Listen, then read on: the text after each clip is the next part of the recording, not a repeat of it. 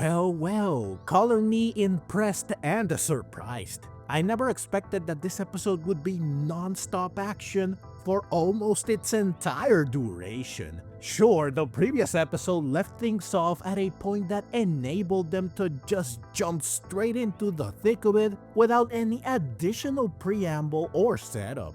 But I never expected them to actually do this. I figured they would still find ways to beat around the bush as is tradition.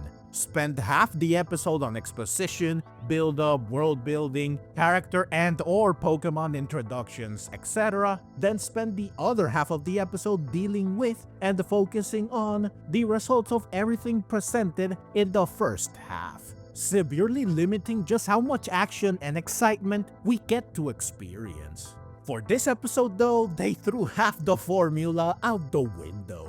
The episode begins exactly where the previous one ended, with Liko and company closing in on Kleavor, and it takes only about a minute into episode 73, not counting recap, for them to finally find it after it emerges like a badass from behind a waterfall to slice a falling log. It was seemingly doing the classic stand under a waterfall meditating training, which is very much in character for it, not just thematically, but also because, as we go on to find out in this episode, it is constantly working hard towards becoming even stronger. What follows after Liko and company finally find the Axe Pokemon is a parade of thrills that does not stop until very late into the episode, save for one brief moment of reprieve. And once the action stops for good, we're hit with some big revelations about Lucius and the heroes, ensuring that the episode does not stop being amazing and engaging until it ends for good. Which is also when we finally catch our breath. Because man, this episode does not let up. It keeps us completely engaged the whole way through by showering us constantly with bombastic moment after bombastic moment. First, we have Lapras, who shows up suddenly, and right off the bat, we know that there is apparently bad blood between it and Kleavor. Liko quickly realizes that the scars Lapras has on its neck are Kleavor's handiwork. Something that was actually hinted at in the previous episode when Liko said that the marks on the Dugtrio-shaped rock looked familiar. However, I did not put two and two together. One of my subscribers did though, so good on you. Lapras and Kleavor soon engage in a disappointingly quick but still cool and intense clash of titans that is an absolute joy to watch. Lapras uses Ice Beam, but Kleavor blocks it with Stone Edge, which Lapras breaks through with Hydro Pump. Kleavor avoids it and counters with X-Scissor. Lapras meets it head-on, literally knocking Kleavor back, and then retaliating with a Body Slam that Kleavor avoids before sprinting back for a counterattack that Lapras avoids. Ultimately, the battle stops just as they were seemingly about to keep going, and they shake hands, or rather Finn and Axe, revealing that they don't really hate each other. They are more like friendly rivals. I love that as the battle was raging, Liko and company had to fall back to avoid being caught in the maelstrom of combat, and they simply admired Kleavor's speed and strength, and they marvel at the unexpected wholesome resolution.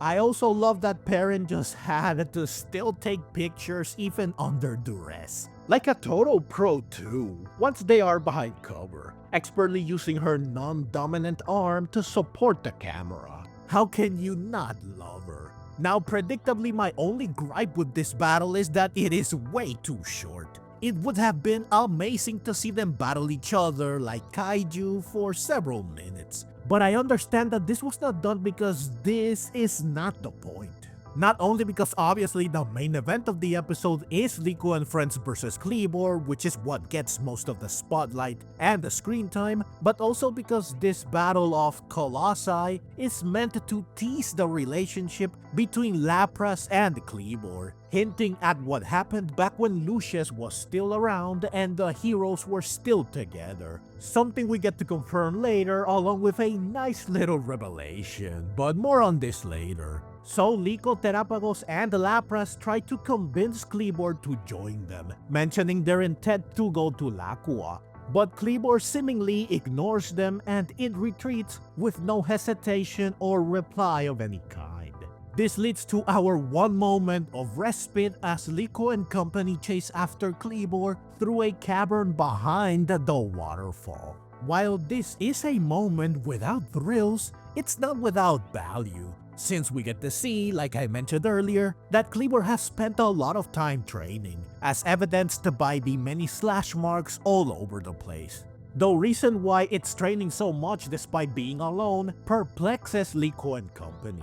The answer to this conundrum is revealed later, and it's key to Kleavor's character and its connection with Lucius. Once Liko and friends separate from Perrin and Fried, who are led away by Growlithe, and they find Kleavor, who is training by slicing bamboo in a huge field of them, which is another thematically fitting way for it to train, by the way. The lull concludes and the parade of thrills resumes with the true spectacle, which begins when Kleavor challenges Liko and friends to a battle that they don't back down from, since they believe that it wants to test how strong they are, and they want to rise up to the test, believing that it's the only way to get it to join them. This kickstarts about 7 minutes of pure non-stop action that are by far the best part of the episode. A battle that, while a little repetitive, is otherwise extremely entertaining and exciting the whole way through. And it begins with Quaxwell, Crocalor, and Floragato using Air Cutter, Stomping Tantrum, and the Magical Leaf respectively. However, Kleavor easily deflects and blocks each one using its axes without moving, no less. Since attacking from afar didn't work, the starters get up close and personal with Flame Charge, Liquidation, and Acrobatics. But the result is the same, though this time Kleavor retaliates with Excisor, forcing them to jump out of the way. Kleavor's immense power is apparent here. One hit is likely all Floragato and Co could take, so they must do a no damage run if they want to win.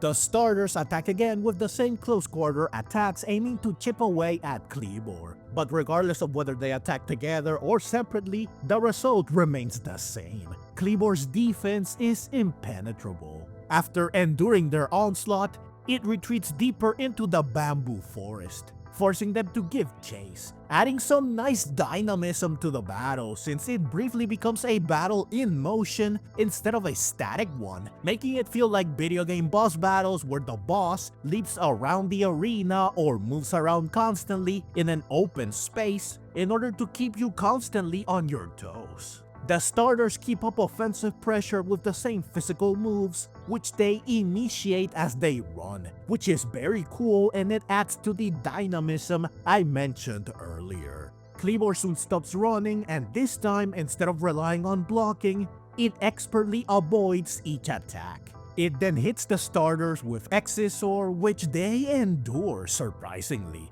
The starters keep attacking with the same moves, but Kleavor keeps avoiding everything.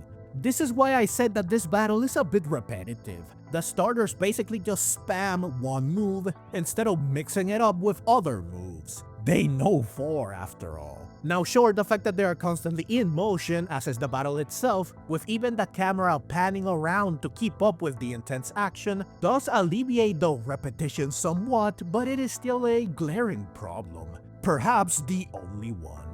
So Liko and friends realize that Kleavor lured them here intentionally, since it's using the bamboo to its advantage. When the starters attack, the rustling bamboo reveals where they're coming from, allowing Kleavor to expertly avoid their attacks. A very cool strategy, I must say, which, like many other things we've seen so far in this episode, fits Kleavor like a glove. To escape this disadvantageous situation, Liko and friends attempt to move the battle elsewhere, but Kleavor stops them by using Stone Edge to box them in. I have to say, it's extremely epic how it can summon a massive wall of rocks so easily. With no other options, Liko and friends are forced to double down on their ineffective strategy. However, they soon devise a way to turn the tables on Kleavor when Crocalor readies up a flame charge at maximum power, which makes him inadvertently ignite some bamboo laying around, turning it into makeshift fireworks.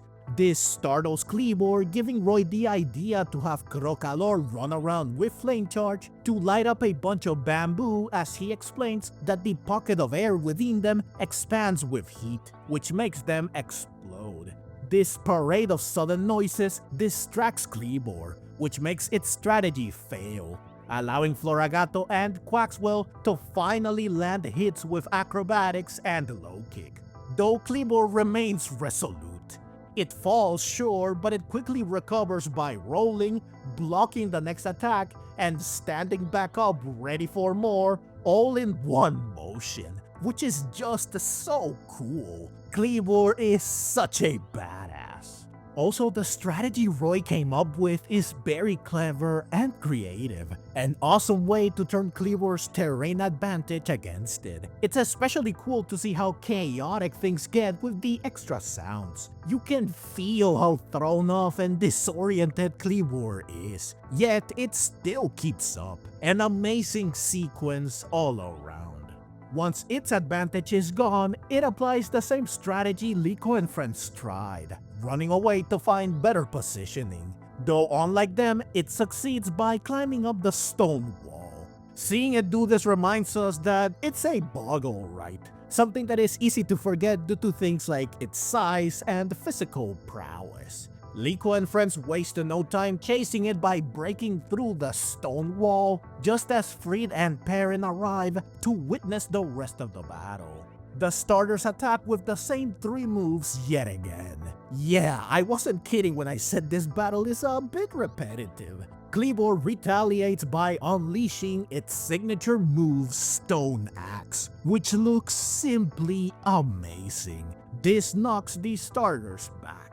While this intimidates them initially, Liko and friends soon gain confidence when Liko realizes Kleavor resorted to its strongest move, signaling that it's cornered. Emboldened, they go all out, unleashing Terastal and uniting their starters in a synchronized attack with Magical Leaf, Flamethrower, and Liquidation. Kleavor retaliates with Stone Axe, forcing the starters to avoid the splinters, with Floragato taking one in the gut, which looks quite painful, but she is undeterred. I love that uniquely, instead of having all 3 attacks hit Kleavor, Magical Leaf and Flamethrower restrain it by keeping its axis at bay, preventing it from blocking, allowing Quaxwell to land a powerful strike that brings Kleavor to its knees, clearly in pain. It's fitting and smart that the super effective move is the one that actually lands. While it appears that Kleavor is done for, it soon recovers and it smacks Quaxwell into the other starters and the splinters, which results in all of them being knocked out. So I don't know who won. Bringing Kleavor to its knees could be considered a victory for Liko and friends. But it wasn't actually out for good, which is how the starters end up. Therefore, we can declare that Kleavor won. But both sides going down to different extents, especially since it takes Kleavor a while to stand back up, means we can also make a case for a draw. So it's difficult to say who was right here. But regardless of who won, Liko and friends clearly earned Kleavor's respect and approval. Once it and the starters recover, Kleavor reveals its ancient Pokeball, meaning that it has decided to join them. Before it does though, it shows them a scene from the past where we see it tied up and hurt, with several angry villagers surrounding it and Lucius protecting it from them. Clearly, Kleavor was quite the troublemaker. This reminds me of Ogerpon's backstory, especially since this is presumably still Kitakami. Lucius soon cuts Kleavor loose, believing that it won't cause any more trouble, though it immediately proves him wrong by attacking him, forcing Lapras to intervene, leading to the scars on its neck. Now I know this is a show for kids, but this is not what access meeting flesh should look like, especially if it leads to scarring. A glowing wound like this is what would happen in a battle, so I guess it does make sense, since Pokemon battles obviously are also not an accurate reflection of what would happen in real life, and that's perfectly fine. That's how it should be. The reason I take issue with it here is that this is a wound that leaves a scar, but the way it's shown makes it seem far from being that serious. So seeing that Kleavor still wants to rampage makes Lucius invite it to join them, since they are seeking an unknown paradise on an adventure where anything could happen. A perfect stage for it to put its strength to the test. Kleavor of course accepts the offer. Now I just want to point out that Lapras and Kleavor are not as big here as they are now. In fact, they are basically normal sized, so they grew a lot in 100 years. After Kleavor joins them, Lucius turns to one of his companions, who he addresses as Ristle, to say it's time for them to resume their journey. I knew immediately that Ristle is the name of the woman that appears with Lucius in the opening, and the woman that Liko and company will meet in the next episode. With this, the vision of the past ends. I want to mention that this is by far the clearest and most detailed one thus far. So it seems that with each hero, the duration and quality of the visions get better, which is cool. So Entei and Rayquaza are bound to show a full-blown movie. Liko and company are delighted by what they just saw. Happy they learned more about Lucius, and they wonder who Ristle is. I love that Perrin, who had never experienced something like this, is understandably shocked. So Kleavor enters its Pokeball, meaning that it officially joins the team, which delights Liko and the Terapagos. Perrin concludes that proving their strength is what allowed them to earn Kleavor's trust, and Fried adds that it must have been here waiting for someone it could trust so that it could once again use its strength in service to its allies like it did 100 years ago. This reveals why Kleavor was training so much. It wanted to make sure to keep its power honed and sharp for when such a time came. Imagine training for presumably 100 years waiting for something that may never happen. Such dedication is nothing short of admirable, especially since it likely wanted to live up to the trust Lucius placed in it all those years ago, which is heartwarming. Mad respect for Kleavor. So Liko and company return to Mosui Town, where they sadly part ways with Perrin, who is glad she got to take so many amazing pictures. She is now motivated to find even more amazing Pokemon and to take more wonderful pictures of them. Additionally, she promises that she won't post pictures of Terapagos or Kleavor anywhere. Moreover, she hopes to see Liko and company again someday. With this, she departs. Goodbye, beautiful. It's quite sad to see you go, and I do hope we see you again. Though the fact that she stuck around for 3 episodes is an unexpected blessing that I am very grateful for. So Liko and company return to the airship, and the episode ends with Liko hearing something tapping on the window, which turns out to be Diana's Squawkabilly. This sets up her return next episode. So yeah, overall this was an exhilarating and unexpectedly action-packed episode that threw the usual formula out the window in favor of non-stop thrills. From the intense battles to the fascinating revelations about Kleavor's backstory and Lucius's connection to it, and how this shaped Kleavor into such a fascinating character, the episode kept me hooked from start to finish. While the battle choreography was repetitive at times, the dynamic pacing, clever strategies, and emotional depth more than made up for it. Kleavor's eventual decision to join Liko and friends felt well earned. They clearly proved how much stronger they are now, wonderfully capping off an episode that was as exciting as it was satisfying. Now I'm sure you're eager to check out my reviews of the previous episodes as well, so go ahead and click on the links on screen. Also, if you enjoy what I do and want to help me keep creating content like this, please consider supporting me directly through one of the links in the description below. Thank you so very much for watching, and let's meet again in the next video.